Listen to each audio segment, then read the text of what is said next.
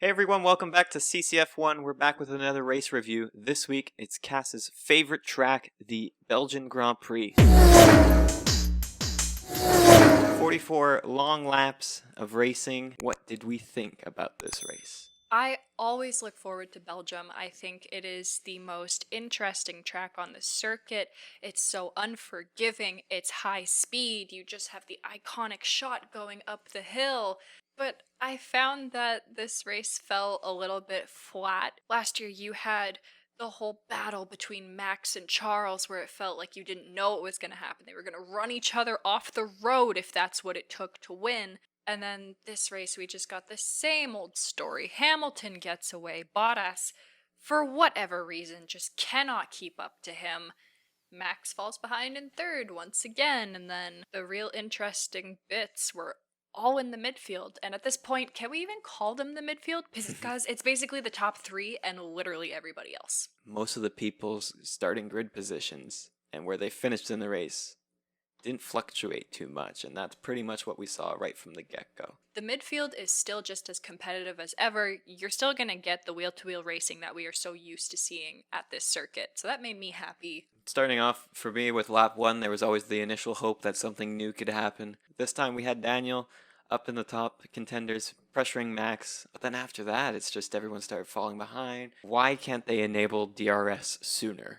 Bottas did get in within it once, and I think that was the only time he ever got close. He was complaining with his team with, hey, don't I get the chance to push on someone? They're like, yeah, but not against teammates. And I'm just like, why Mercedes? Why are you making this non-entertaining for everyone else? I get it, you want to win, but come on.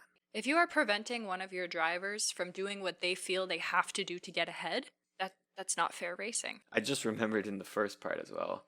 Hamilton just comes on the radio, loss of power. And I thought that was it. We cut to his camera. He looks like he's slowing down. The gap is now getting closer and closer. Then the engineers just come on and say, oh yeah, no, managing the battery energy. Moving down the field, was there anything else that caught your eye really during this race? Yes. Charles had an amazing start, jumped up to 9th within the first few corners, but then as the race started to get in full swing, we just saw him drop back, get overtaken by cars that he should not be fighting against. This is a Ferrari, for God's sake, so why is it back there fighting the AlphaTauris? Why is it there fighting the Haas, the Alfa Romeos? It is downright embarrassing. So by lap 11, we get our first incident, the big spark pretty much of this race, where Giovinazzi loses control, one of his wheels falls off, hits Russell, and he's just sort of collateral. Lots of debris, everyone rushes to the pits. Everyone's suddenly double stacking. Mercedes double stack. Bottas doesn't really get a good pit stop. I think it was 5 whole seconds. Meanwhile, Red Bull's going like that, and they almost collide, and that almost was the chance for Max to take second place. There were no double stacked, and luckily that worked a bit better in their favor, except once again, Red Bull super fast, and that's where Albon was able to pass Ocon. Everyone's going to be lined up behind the safety car, except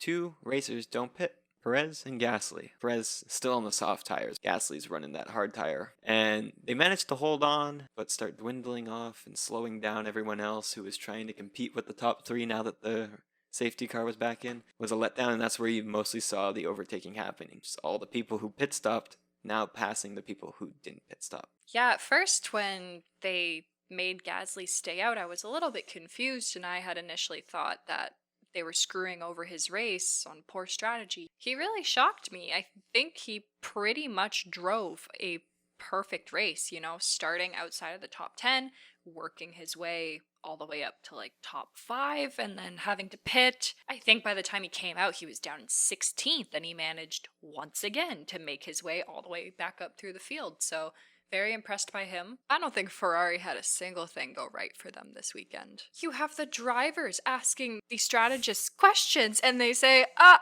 don't know, I'll get back to you. You should already have the answer, considering the fact that you called him into the pits, and it was painfully slow. Honestly, I was reaching a point where I wouldn't have even been surprised if Vettel started making strategy calls for Leclerc. They almost collided at one point, too. That's true. When I said I wanted Ferrari wheel-to-wheel racing, I meant for podiums, not 13th and 14th. And they did show the Ferraris a lot, despite them fighting for no point positions. That's what I found so annoying, too. I'm like, I know there are so many battles going on. We barely saw Norris all race. But no, they spent like a solid chunk of the race focusing on the Ferraris that weren't in this race at all. So why are they getting so much coverage? Makes you wonder how often they'll be on camera for the rest of this year. It's kind of just like a focal point of their failing. Maybe Saints will get some more TV coverage, which he didn't get any this race because his car didn't even want to start for him. I felt so bad for him. This is 2 years in a row now that he can't start at Spa. It did make me laugh when they showed the Ferraris and he just sighed and shook his head, and I'm like, oh, you poor thing, you're in for a really rough year unless Ferrari can turn it around. When we look at the first half of this race, how was your excitement? How was the racing? And how was the drama for you? So I put excitement and drama at a 6.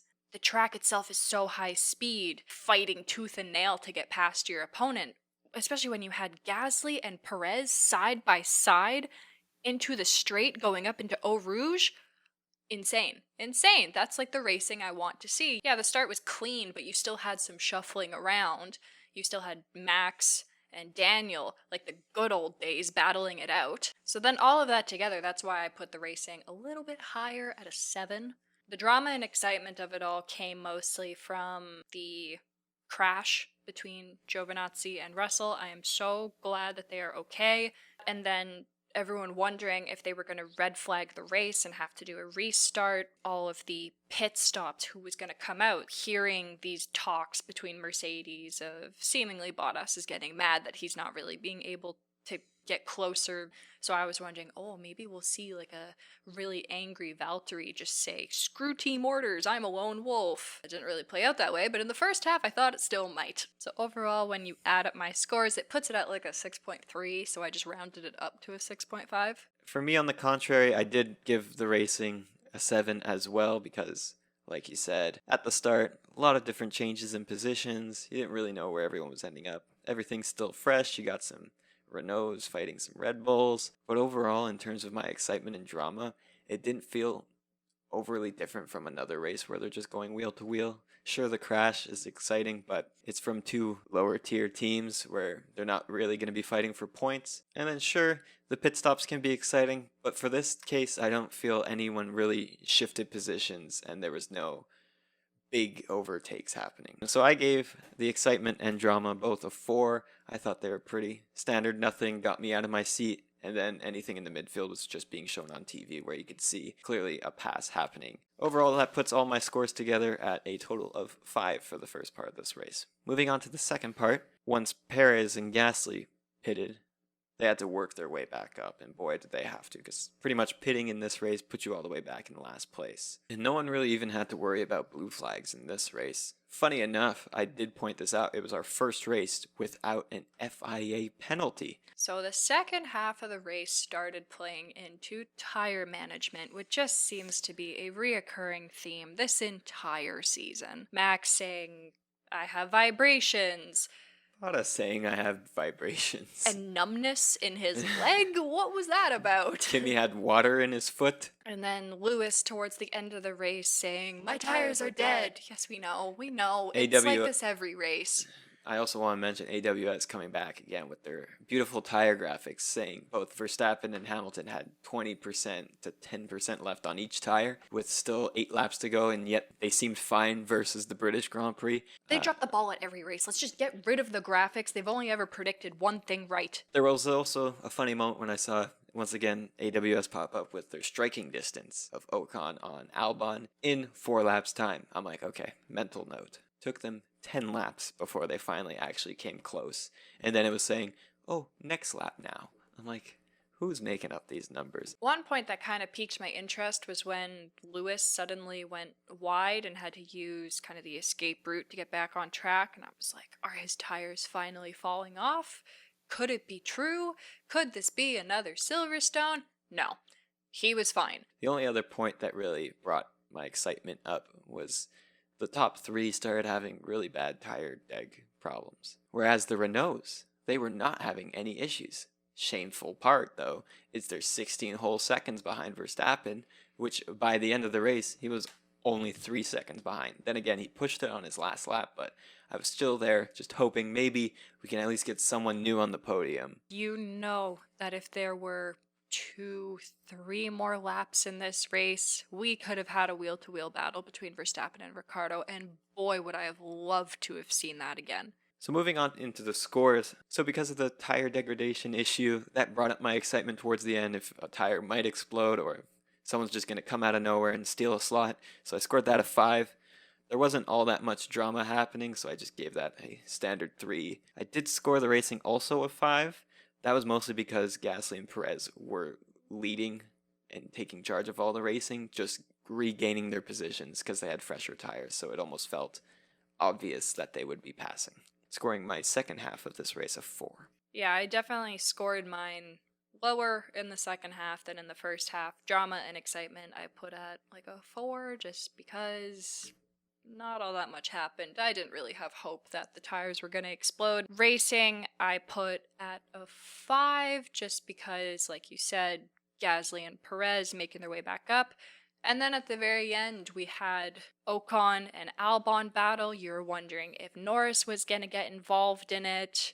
Then you had Daniel slowly catching Max. There was a lot of build-up just for a minimal result. So when I combine my scores from the first half and second half of the race, it comes out to like a 5.375, so I just boosted it up to a 5.5. And on my side, I scored this race a 4.5 overall. So a lot of good results for some teams in terms of constructor points, but overall, how would we score this race? The official score for CCF1 on the Belgian Grand Prix 2020 is a 5, putting it at par with the Styrian Grand Prix. Find out next week where the Italian Grand Prix scores next. We're heading to Monza. Will Ferrari continue to struggle? Spoiler alert, yes. Don't forget to subscribe. If you enjoyed this video, don't forget to leave it a like, share it with someone. Let us know in the comments if you agree or disagree with how we scored this race, if you're conflicted with our score as well. Race review playlist is right here. Social media links down there. We'll see you in Monza. Bye!